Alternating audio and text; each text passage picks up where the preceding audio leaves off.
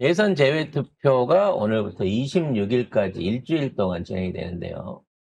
역대 최대로 많은 20여만 명의 선거인단이 신청을 했다고 합니다. 뭐 지난번에는 16만 명이 투표를 했다고 하는데 이번에는 많이 하겠죠, 이제. 예. 과연 왜냐면- 얼마나 투표를 하실지. 왜냐면 이거 한 번 하기 위해 1000km 넘게 막 비행기 타고 영사관 오시는 분들도 맞아. 있고 하니까. 운전도 근데 하고. 그게요, 사실은 전 세계에서 가장 투표하기 쉬운 나라가 대한민국이에요. 전 세계에서 가장 정부가 떠먹여주는, 그냥 가서 띨릉 투표만 할 수 있게 만들어주는 나라가 유일하게 대한민국이에요. 다른 나라들은 거의 대부분 민주국가, 미국을 비롯해가지고 유권자 등록을 해야지 투표할 수 있는 주들이 거의 대부분이고요. 그 다음에 투표소도 우리는 사전투표를 해가지고 아무데나 가서 상관없이 할 수 있는데, 다른 나라들은 그렇게 쉽게 안 해줘요. 왜냐하면 적어도 민주사회의 시민이라면 그 구성원으로서 이 정도의 책임감은 가지고 투표를 해야지 그 권리가 주어질 권한이 있다라고 얘기를 하는 거거든요. 그 어려운 일을 해내는 게 그렇죠. 제외 투표 하시는 분들입니다. 그렇죠. 네, 고생 많으십니다. 또 하나 고무적인 점은 이 제외 투표를 신청하신 분들의 여론조사를 해봤나 봐요. 그러니까 신청자들, 적극적인 투표층에서 이걸 해봤는데 이재명 후보에 대한 지지율이 90% 정도 나온다고 합니다. 그러니까 내가 고생해서 투표를 하려고 결심하는 사람, 내가 내 나라를 위해서 나가서 이번에 한 표를 행사하시겠다라고 의식을 가지신 분 중에 90%가 이재명 후보를 지지하고 있다는 것이죠. 문현무상님이 사전투표하러 일본에서 비행기 타고 갑니다. 재외선거 등록을 못했어요. 아이고야, 고생 많으십니다. 너무 엄청나시다. 이게 네. 쉽게 말해서 뭐 한 표 갖고 그렇게까지 하나라고 생각하지만 그 생각이 사실 따져놓고 보면 몇 %의 투표율을 좌지우지하거든요. 그럼요. 나 한 표인데 그 한 표 가지고 뭐 당락이 결정돼. 그러면은 그 사람은 자질이 없는 거지. 이런 생각으로 했다가 폭삭 망한 대표적인 나라가 영국이잖아요. 브렉시트 투표 때. 설마 하겠어? 했는데. 진짜 설마 했어요. 정말 사람들이 투표 안 했어요. 브렉시트 그래서 내놓은 인간들도 설마라고 했잖아. 그러니까 그 데이비드 캐머런 당시 총리가 보수당 지지층 세 결집하려고 공약으로 내놓은 거거든요. 근데 중요한 건 본인도 거기 반대했어요. 브렉시트 반대해가지고 나중에 거기에 대해 책임을 지고 총리 사퇴를 했거든요. 중요한 건 뭐냐면 그들이 공약으로 내놨지만 설마 사람들이 투표해서 바꾸겠지라고 생각했던 거예요. 그 설마가 너무 무서운 설마입니다. 아무튼 제가 알고 있는 이제 제외 교민들 몇 분이 아마 투표하러 가실 거예요. 남아공에 있는 우리 정은이 언니부터 시작해서 울란바토르에 있는 몽골? 미셸까지 오. 전부 다 투표를 하기 위해서 열심히들 기다려온 거니까 이분들한테는 더 소중한 거죠. 그래서 이제 어느 정도 우리가 이재명 정부가 들어서고 나면 이제 앞으로 좀 더 투표율과 어떤 참여율을 높이기 위해서 진짜로 그 블록체인을 통한 모바일 투표가 진짜 가능할 수 있게 되는 기술적인 진보를 한번 해봤으면 좋겠어요. 기술적으로는 충분히 구현이 가능한데 이걸 정치적인 목적으로 도입을 안 하고 있기 때문에 이게 이제 어렵다라고 하는 장벽들이 있거든요. 그래서 그런 식으로라도 최소한 수동과 그 블록체인의 이중 검증을 통해서라도 어떠한 형태로든지 좀 더 쉽게 투표할 수 있는, 그래서 사실상 전 국민이 투표를 할 수밖에 없는 그런 나라가 되게 되면 그때는 진짜 국민의 의사, 국민의 여론을 너무 잘할 수 있는 직접 민주주의, 시민 민주주의 국가가 될 수 있을 거라고 생각을 합니다. 옛날에 아테네에서는 5,000명이 모여가지고 진짜 직접 민주주의의 어떤 고를 열었잖아요. 근데 그와 관련해가지고 또 21세기에 와서 5,000명이 아니지. 그때는 5,000명이었다고 해. 아테네 광장에 모였던 게.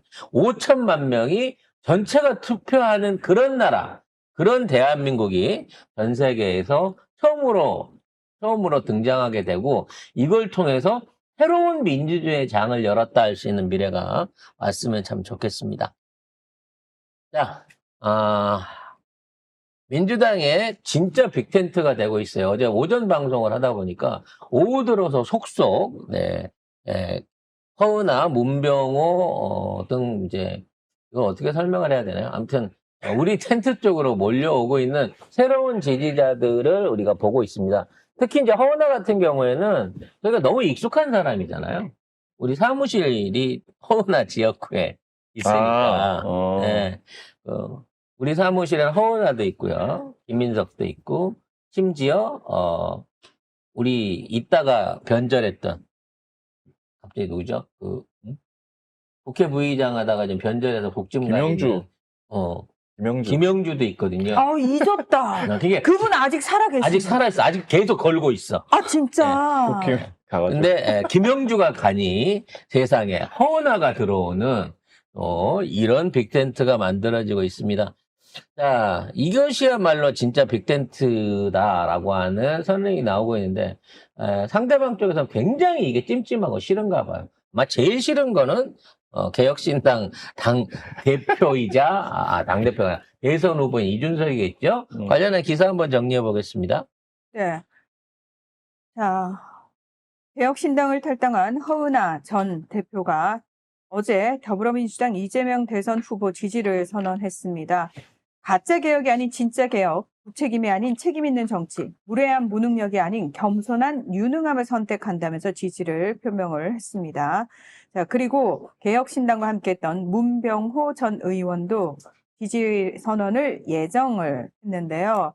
양당 정치 폐해를 비판해왔지만 이번에는 이 후보 당선이 옳다고 판단해서 지지를 선언하기로 했다고 밝혔습니다. 진짜 그 방송국 PD들이 머리 아프겠어요. 이제 반대 토론 패널들 섭외할 때 이거 어떻게 해야 돼? 전부 다 보수 쪽 패널들이 전부 다 민주당에 들어와 버려가지고 할 사람이 없네. 거의 다 저쪽 뭐 김용태 이 정도 나와야 되는데 아니면은 내란 세력들이 나오든가. 뭐 어떻게 해서든 틈새 시장을 파고드는 저쪽 종자들이 있기는 하겠습니다만 이와 같은 거대한 흐름 자체가 한 명의 패널 또는 어떠한 정치인 한 명이 오는 그게 아니라는 거죠. 그들을 지지하고 있던 세력이 합쳐지고 있다라는 게 진짜 진정한 의미인 것 같습니다. 그리고 이제 그 사람들이 단순하게 그냥 지지 표명을 하고 던지는 게 아니라 직접적으로 얼굴이 너무 밝아. 직접적으로 이렇게 현장에 참여하고 파란 잠바 입잖아요. 조만간 허은하도 파란 잠바 입을 것 같은데 있겠죠. 이게 지금 민주당 의원들 사이에 이 사람들이 이렇게 환하게 웃고 있는 이 사진이 춤도 잘 이게 추더라고. 진짜 김상훈 가능한 거였다는 거죠. 나는 뭐 열심히 추더라고. 춤도 열심히 잘 춰. 추는데 뭐랄까 노력? 가상한 노력에 가산점을 주고 싶어요. 배낭 메고 뛰면서 박주민 의원이랑 이렇게 영상도 찍고 그랬던데, 허준호 의원이랑 한준호 의원이랑 같이 다녔으면 어땠을까라는 생각도 들어요. 왜냐면, 둘이 같이 다니니까 형제처럼 어울리더라고, 두 분이. 박주민 의원이라고요? 박주민 의원. 닮으셨다고. 둘이 닮았더라고요. 김상훈 그래서 의원이랑. 역시 사람은 닮는 사람끼리 모이는 거라 생각도 서로 해봤습니다. 기분 좋겠지? 닮았다고 그러면은 서로 기분 좋겠지? 네, 박주민 의원 따라다니면 길거리에서 고생 많이 해요. 제가 박주민 요새는 좀 덜 하시지만 일기 때만 하더라도 노숙자 의원이라고 맨날 국회 책상에서 잠자고 막 그러시던 분이잖아요. 거지 의원. 그러니까 그거는 좀 안 배웠으면 하는 생각이 듭니다. 어쨌든 아직 그러니까 보수 쪽에서 오는 사람들을 다 받아주는 게 맞냐라고 하는 분들도 많은데 사실은 지금은 맞습니다. 선거 끝나고 나서는 알아서 하는 거예요. 그리고 선거 끝나고 해서 이 사람들한테 무조건 공적으로 해서 돌아가지 않습니다. 분명히 이재명 대표는 일 잘하는 사람한테 일을 시키는 거지. 아니 이분들이 지금은 이재명이라는 그 사람의 베팅을 하시는 거 맞잖아요. 근데 중요한 건 이재명 대표한테 베팅한 것과 그래서 민주당 의원이 될 수 있느냐는 다른 차원의 문제라는 거예요. 즉 쉽게 말하면 이분들은 이분들이 민주당과 이재명이라고 하는 간판을 얻어서 본인 스스로 본인의 전방을 살아남아야 돼. 새로 차려야 되는 거예요. 살아남아야 그러니까 돼요. 이분들이 광주 가시겠어요? 설마. 어디 뭐 종로 이런 데 가시겠냐고. 본인들 지역구 본인이 하던 그 지지층을 상대로 해서 그 사람들을 민주당으로 끌어들여서 자기 편을 만드는 일을 하지. 기존에 있는 의원이랑 부딪히겠느냐고. 그렇기 때문에 이거는 진짜 외연 확장이라고 봐야 되는 거예요. 난 원로한 노회한 정치인들이 오는 거는 솔직히 이렇게 반갑진 않아요. 어차피 할 일 없으면서 아니, 나는 그 위에서 막 감나라 배추나라 할 것 같으니까. 그래도 나는 그 사람들이 의미가 있다고 보는 게 그 사람들을 보고 있는 사람들이 있을 거고 그 사람들을 보고 있는 그 지지층이 있는 거거든요. 그 사람 혼자가 아니라 같이 사람들이 오는 거예요. 그래서 그 사람들이 민주당을 찍는 그 경험을 해본다는 거. 그래서 승리해서 자기들도 그런 느낌을 이렇게 하니까 민주당 해도 괜찮네? 그렇지. 이렇게 되면 바뀌는 거예요. 슬슬 천천히 저한테 바뀌는 얘기하잖아. 거예요. 이재명의 맛을 보면 벗어날 수가 없다니까. 우리가 그동안 그거를 성남하고 경기도에서만 맛을 봤지만 대한민국이 그 맛을 보게 되면 이제는 이재명식의 행정에 대해서 그 맛을 떼내지를 못하게 될 거라는 거죠. 그러니까 그래서 사실은 이게 기존에 지금 민주당에서 정치를 하고 계신 분들도 긴장해야 되는 부분이 뭐냐면은 이제 우리 당원들은 이재명 대표의 맛을 봤어요.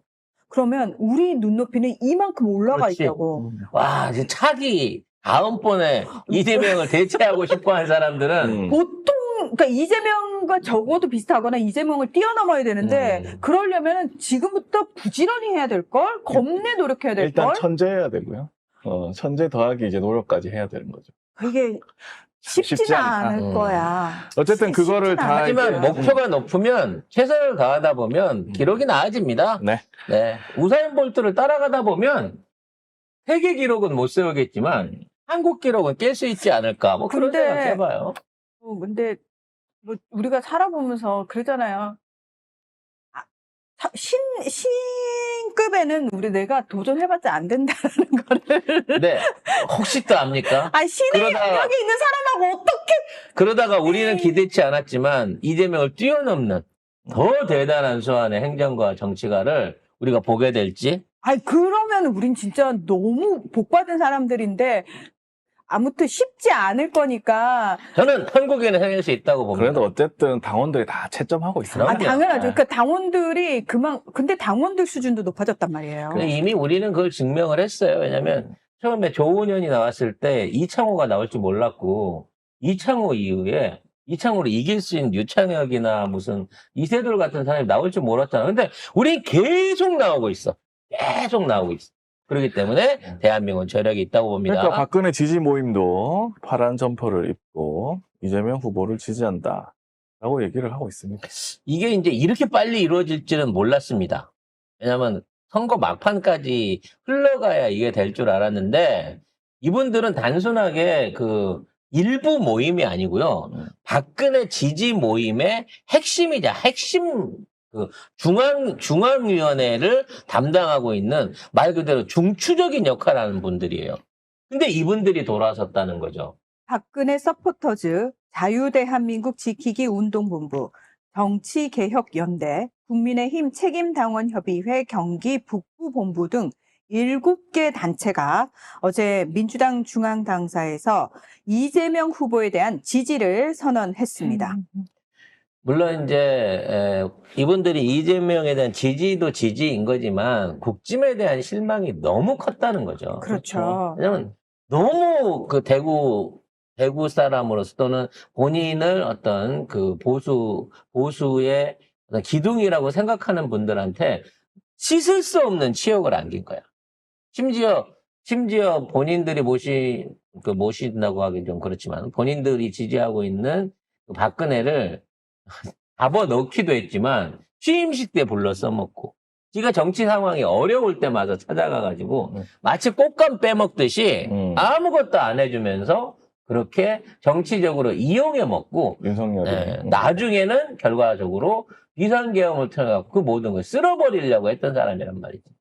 결국은 박근혜 지지 모임까지 넘어왔다고 하는 거는 이번에야말로 진짜 보수 그리고 보수 진보를 통합할 수 있는 국민 대통합이다. 국민 대통합의 대통령이 나올 수밖에 진짜 없는 대단하다. 일이다. 근데 라는 생각이에요. 저는 그냥 그 생각했어요. 사실 맨날 민주당 지지자들한테 강성 지지자들이 뭐 맹목적으로 추종한다 이딴 식의 개소리를 짓거리는데 우리는 적어도 내가 민주당원으로서 민주당이 잘못하고 있으면 왜 잘못하냐. 의원들 다 끌어내가지고 의원들한테 책임 묻고 우리 공천에서 민주당 당원들의 힘을 보여주고 저희는 적어도 당원으로서 대우받아요. 그때 응. 이제 어떤 민주당의 변화 그리고 당원들에 의한 공천 개혁이 일어나는 걸 보고 진짜 이직들 또는 기존의 그 국진당을 보셨던 분들이 거기서 진짜 정신적으로 충격을 많이 받았다는 거야. 그러니까 어떻게 부러워했다는 거야. 그럴 수밖에 없지. 그들은 어떻게 응. 저렇게 당원이 원하는 거를 들어주지? 우리는 맨날 낙하산에 있던 의원도 쫓아내고 엉뚱한 놈을 갖다 꽂는데 응. 제대로 된 설명도 못 해줬잖아. 나중에 알고 보니까 김건희가 지사람 꽂으려고 만만한데 좋은데 이 알받기 하려고 사람들 빼돌렸다는 것밖에 안 빼돌렸다는 것까지 알아버린 거잖아. 명태균, 건진 뭐 이런 거 붙여가지고 말이야. 그러니까 이런 게 줄줄이 계속 이어져 오다가 차마 그래도 나는 차마 이직을 해야지 나라를 팔아도 해야지 하다가 진짜 나라를 팔아버렸어. 파한 게 아니라 나라를 엎어버렸어. 망가뜨린 걸 본 거야. 이제 이분들이 갈 데가 없어진 거죠. 이게 도미노 현상처럼 일어날 거예요. 계속해서 무너질 겁니다. 박근혜 지지자라고 하면 몇십 년 된 사실상의 가장 강성 지지층이고 조직력이 가장 오래된 거 아니에요. 사실상 박정희 지지자입니다. 그렇지. 그 지역에 있어서 거의 조직표를 다 가지고 계신 분들 아니에요? 그런 사람들이 넘어왔다고 하는 거는 이제 나머지 뭔가 충청권에 있거나 아직 뭔가 중도적인 입장에서 오락가락 하는 분들한테 새로운 판단을 하게 만든다는 거예요.